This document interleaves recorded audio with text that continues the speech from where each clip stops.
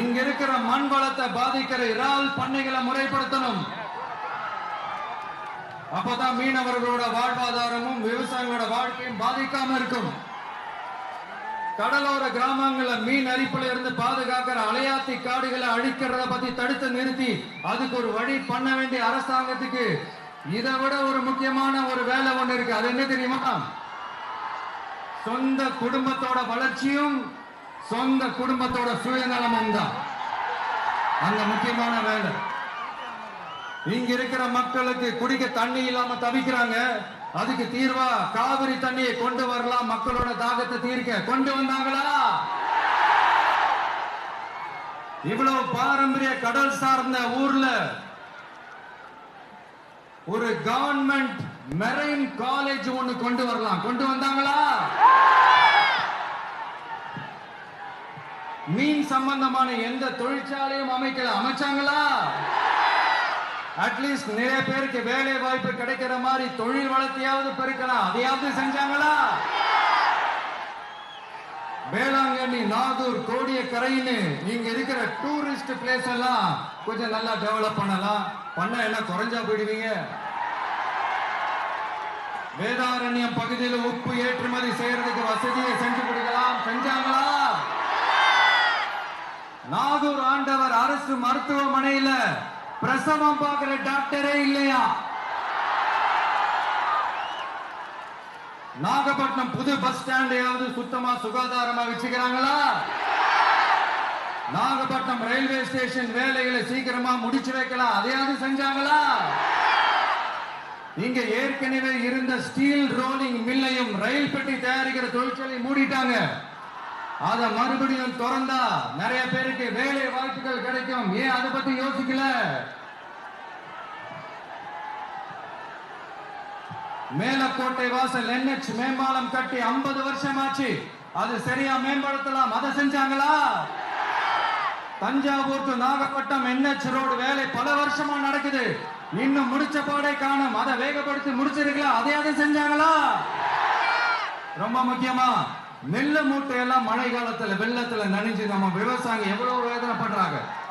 அதுக்கு சரியான ஒரு குடவும் கட்டி தரலாம். அதையாவது கட்டி தந்தாங்களா? எலெக்ஷனுக்கு முன்னாடி திமுக காரங்க வந்து செய்வோம் செய்வோம் செய்வோம் செய்வோம்னு சொன்னாங்களே, செஞ்சாங்களா? இதெல்லாம் எதுவுமே செய்யாம எல்லாத்தையும் செஞ்ச மாதிரியே அதையும் பெரியமாயா வேற சொல்லுவாங்க இவங்க. நான் அவர் நாகப்பட்டினம் குறித்து வைத்த அத்தனை கேள்விகளுக்கும் நம்மிடம் பதில் இருக்கிறது. ஏற்கனவே அரசு அதை தெளிவுபடுத்தி இருக்கிறது. கடந்த 4.5 ஆண்டு காலத்தில் நாகப்பட்டினத்தினுடைய பல்வேறு கோரிக்கைகள் நிறைவேற்றப்பட்டிருக்கின்றன. குறிப்பாக அவர் மீன்பிடி துறைமுகம் அமைக்கப்படவில்லை, கடல் அரிப்பு தடுப்புச்சுவர் அமைக்கப்படவில்லை என்கிற ஒரு குற்றச்சாட்டை வைத்திருக்கிறார். என்னுடைய சட்டமன்ற தொகுதிக்கு உட்பட்ட மீனவ கிராமங்களில், குறிப்பாக சாமந்தான்பேட்டை என்கிற கிராமத்தில் மீன்பிடி துறைமுகம் தூண்டில் விளைவு அமைக்க வேண்டும் என்பது நீண்டகால கோரிக்கை. அந்த நீண்டகால கோரிக்கையை இந்த ஆட்சி காலத்தில் தான் நிறைவேற்றி IIT-யிலிருந்து ஆய்வுக்குழு எல்லாம் வந்து அதை ஆய்வு செய்து பார்த்து இங்கே அமைக்கலாம் என்று அவர்கள் பரிந்துரைத்து அதற்கு நிதி ஒதுக்கீடு செய்து கிட்டத்தட்ட 32 கோடியில் அந்த திட்டம் நிறைவேறக்கூடிய அளவுக்கு அந்த கோரிக்கை ஏற்கப்பட்டிருக்கிறது. அந்த வேலை நடந்து கொண்டிருக்கிறது. அதுபோல நம்பியார் நகர் என்கிற பகுதியில் கடல் அரிப்பு ஏற்படுகிறது என்று அந்த மக்கள் மிகவும் வருந்தினார்கள், கோரிக்கை வைத்தார்கள். கடந்த ஆட்சி காலத்திலெல்லாம் அந்த கோரிக்கை நிறைவேற்றப்படவில்லை. இந்த ஆட்சி வந்த பிறகு சட்டமன்றத்தில் நாங்கள் எல்லாம் பேசி அந்த ஊருக்கு 10 கோடி ரூபாய் செலவில் கடல் அரிப்பு தடுப்புச்சுவர் எழுப்பப்பட்டிருக்கிறது. அதுபோல நாகூர், பட்டினச்சேரி, என்னுடைய தொகுதிக்கு உட்பட்ட ஊர்களை மட்டுமே நான் சொன்னால் கூட என்னால் மிகப்பெரிய பட்டியலை போட முடியும். நாகூர், பட்டினச்சேரியில் கடல் அரிப்பு தடுப்புச்சுவர் செய்யப்பட்டிருக்கிறது. அதுபோல நம்பியார் நகர் கிராமத்தில் புயல் பாதுகாப்பு மையம் 6 கோடி ரூபாய் செலவில் அந்த மையம் எழுப்பப்பட்டிருக்கிறது. மீனவ மக்களை பாதுகாக்கக்கூடிய, புயல் வந்தால் அந்த பாதிப்பிலிருந்து மக்களை காக்கக்கூடிய புயல் பாதுகாப்பு மையம் கட்டப்பட்டிருக்கிறது. இப்படி மீனவ மக்கள் சார்ந்தே என்னுடைய தொகுதிக்கு பக்கத்தில் இருக்கக்கூடிய கீழ்வேலூர் தொகுதிக்கு உட்பட்ட அக்கரப்பேட்டை மிகப்பெரிய மீனவ மக்கள் வாழக்கூடிய பகுதி. அங்கே 100 கோடிக்கு மேல் செலவில் ஒரு மிகப்பெரிய மீன் இறங்குதளம், மீன் பதப்படுத்தும் நிலையம் எல்லாம் அமைக்கப்பட்டிருக்கிறது. வேளாங்கண்ணியில் அமைக்கப்பட்டிருக்கிறது. அதுபோல சுற்றுலா மேம்பாட்டில் என்னுடைய தொகுதியில் நாகூர் சில்லடி கடற்கரையில் கிட்டத்தட்ட 6 கோடி ரூபாய் செலவில் ஒரு நெய்தல் பூங்கா, 2.5 கோடி ரூபாய் மதிப்பீட்டில் இன்னொரு பூங்கா, அது இசைமுரசு நாகூர் அணிபாவுடைய 100ஆண்டை முன்னிட்டு அந்த பூங்காவுக்கு தான் நம்முடைய முதலமைச்சர் அவருடைய பெயரை சூட்டியிருக்கிறார். அது விரைவில் திறக்கப்பட இருக்கிறது. பல்வேறு கட்ட பணிகள் சுற்றுலாவுக்கான மேம்பாட்டுக்காக, மீனவர் நலனுக்காக, அதுபோல உள்கட்டமைப்பு மேம்பாடு. நாங்கள் இந்த ஆட்சி அமைவதற்கு முன்னால் தேர்தலை சந்திக்கும் போது நாகப்பட்டினத்தில் அக்கரைப்பேட்டை மேம்பாலம், நாகப்பட்டினத்தையும் அக்கரைப்பேட்டை இணைக்கக்கூடிய மேம்பாலம் அந்த இடத்துல தொங்கிக்கிட்டு இருந்தது. அந்த ரயில்வே டிராக்குக்கு மேலே மட்டும் கட்டி வச்சிருந்தாங்க. அதை இந்த பக்கமும் இணைக்கல, அந்த பக்கமும் இணைக்கல. ஏன்னா அதுக்கு நிலம் கையகப்படுத்தணும், மிகப்பெரிய பொருட்செலவாகும் சொல்லி கைவிடப்பட்ட ஒரு திட்டம். இந்த ஆட்சி வந்த பிறகு நாங்கள் வைத்த கோரிக்கையின் அடிப்படையில் மக்களுடைய கோரிக்கையை ஏற்று 104 கோடி ரூபாய் ஒதுக்கீடு செய்யப்பட்டு அந்த பாலம் கட்டப்பட்டு இப்போது 75 விழுக்காடு பணிகள் முடிந்திருக்கிறது. இப்படி அவர் எதையுமே அது அங்கே என்ன நடந்திருக்குன்னு கூட தெரிஞ்சிக்காம, அங்கே எவ்வளவு பெரிய வேலைகள் செய்யப்பட்டிருக்கு என்பதை பற்றி எந்த விதமான புரிதலும் இல்லாமல் பேசியிருக்கிறார். காவிரியை இணைச்சிங்களா, குடிநீரை கொண்டு வந்தீங்களான்னு பேசியிருக்கிறார். நாகப்பட்டினம் வரலாற்றிலேயே 1700 கோடி ரூபாய் மதிப்பீட்டில் குடிநீர் திட்டம், மிகப்பெரிய திட்டம், அந்த திட்டம் அங்கே நிறைவேற்றப்பட்டிருக்கிறது. அந்த பணிகள் ஏறத்தாழ முடியும் தருவாயில் இருக்கு. அதனால எல்லா இடமும் குடிநீர், வீட்டுக்கு வீடு குடிநீர் இணைப்புக்கான வேலைகள் நடந்திருக்குது.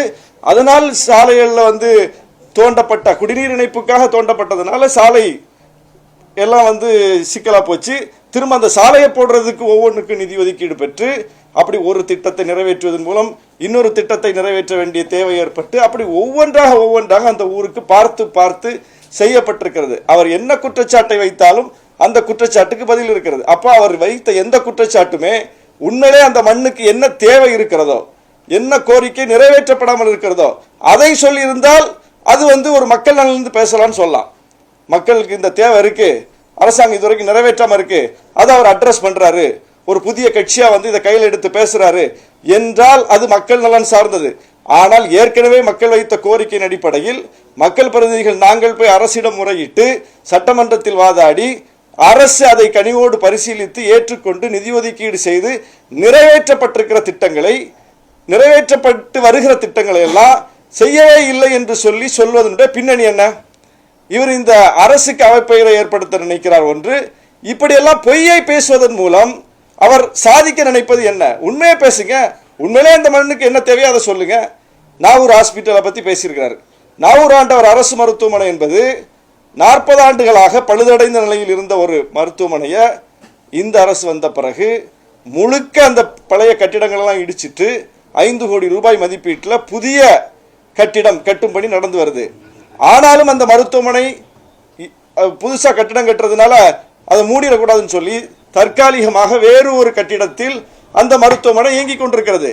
அங்கே 4 பேர் பணியாளர்கள், மருத்துவர் உள்ளிட்ட பணியாளர்கள்னா அந்த 4 பேர் ஸ்டாஃபும் இருக்காங்க, வேக்கண்டே இல்லைங்க. அப்ப இதெல்லாம் அவர் தெரியாமலேயே அங்க பேசிட்டு இருக்காரு. பிளே ஸ்டோர் மற்றும் ஆப் ஸ்டோரில் இருந்து பாலிமர் செயலியை QR கோடு மூலம் பதிவிறக்கம் செய்யுங்கள். செய்திகளை உடனுக்குடன் பெறுங்கள்.